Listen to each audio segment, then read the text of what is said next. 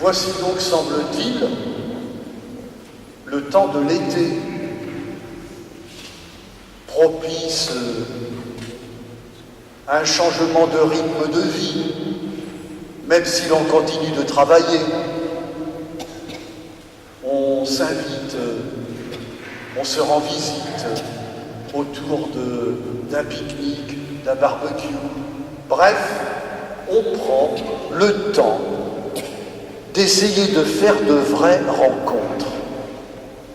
Et il se trouve que la liturgie d'aujourd'hui nous propose deux scènes bibliques où nous voyons des gens qui se reçoivent.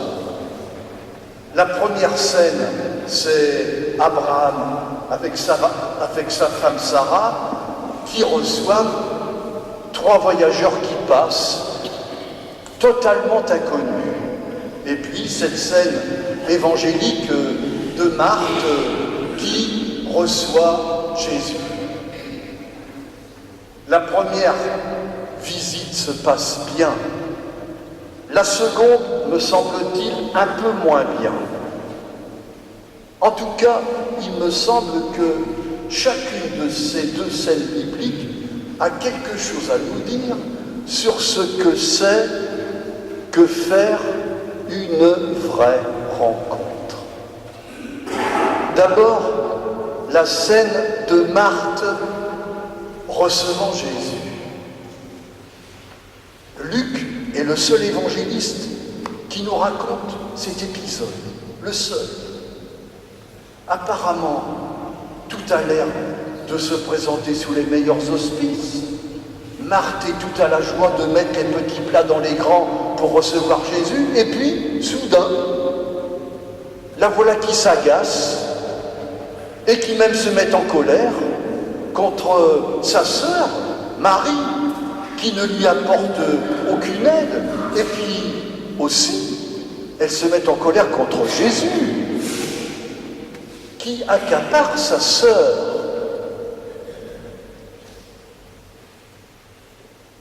Voilà une scène un peu étrange, à laquelle on ne s'attend pas.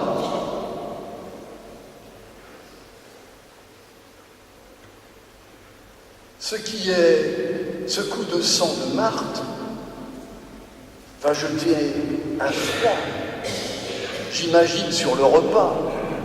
Mais ce qui jette un froid, c'est aussi l'attitude de Jésus, qui prend fait et cause pour Marie. Avant d'aller plus loin, j'aimerais dissiper un malentendu. Souvent, j'ai entendu qu'on reprochait à Jésus de dévaloriser le travail de Marthe à la préparatif du repas. Il la dévaloriserait. Mais pas du tout. C'est même le contraire. Et on comprend que c'est le contraire quand on sait comment les choses se passent à l'époque de Jésus. Les femmes n'ont aucun droit. Dans la sphère publique, elles n'existent pas. Même dans la synagogue, les femmes n'ont pas le droit à l'initiation à la Torah. Et au fond, cette scène a un côté féministe, puisque en privilégiant et en valorisant Marie qui l'écoute, Jésus redonne place à la femme. Elle aussi, comme les hommes, elle a droit d'écouter la parole de Dieu. Elle a droit.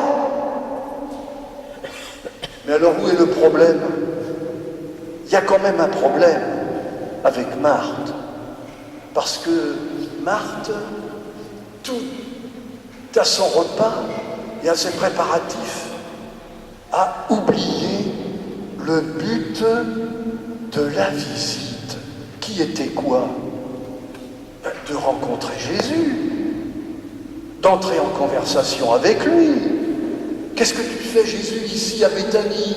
Tu es passé à Jérusalem? Qui fais-tu? Quelle est ta mission en ce moment?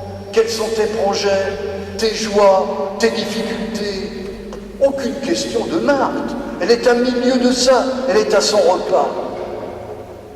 Au fond, cette scène qui est assez simple nous alerte sur un danger qui peut nous guetter tous, c'est que il n'y a pas de rencontre sans préparatif.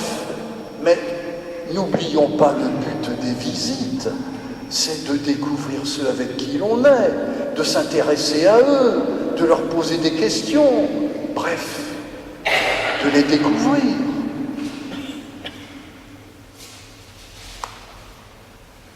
La deuxième scène est biblique, elle est rappelée ici par cette scène des 3 voyageurs inconnus que reçoivent Abraham et Sarah. Cette scène, qui est tout à fait biblique, nous alerte sur un danger aussi, qui peut guetter toute rencontre, surtout lorsque ces rencontres se déroulent entre gens qui se connaissent, entre amis. Cette scène nous rappelle que, en toute visite et en toute rencontre, nous avançons tout le temps en terre inconnue.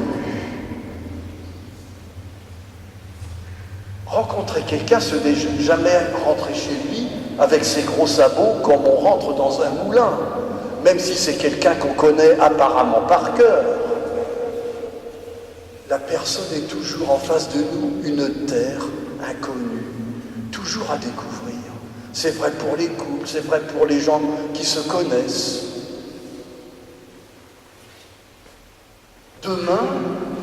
Demain, 17 jeunes de chez nous partent à Cracovie pour les JMJ. Alors à eux, je leur souhaite de faire de vraies rencontres, c'est-à-dire 2 choses.